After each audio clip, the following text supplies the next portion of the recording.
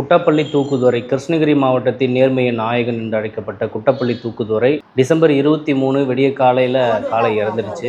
இந்த துக்கமான செய்தி கண்டிப்பாக எல்லாருக்கும் ரொம்ப கஷ்டத்தை கொடுக்கும். நேர்மையின் நாயகன்னா அது குட்டப்பள்ளி தூக்குதுறை தாங்க.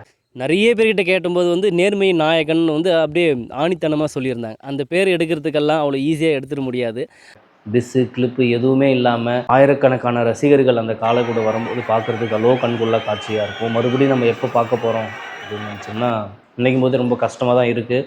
நான் கடைசியாக அத்து பண்டிகையில் பார்த்துருந்தேன், தாசனபுரம் அத்து பண்டிகையில். தூக்குதுறை முதல் முறையாக அத்து பண்டிகைக்கு எடுத்து வந்துருக்குறாங்க தாசனபுரம் ஃபெஸ்டிவலுக்கு. அத்து பண்டிகையில் ஃபர்ஸ்ட் டைம் பார்த்ததுனால எல்லாருக்குமே சந்தோஷமா இருக்கு.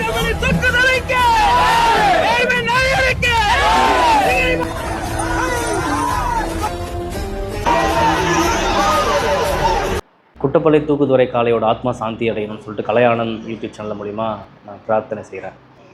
தூக்குதுறை காளையோட இறுதிச் சடங்கு காலை 7 மணி முதல் 8 மணிக்குள்ளவே செய்ய போகிறதா சொல்லியிருக்கிறாங்க.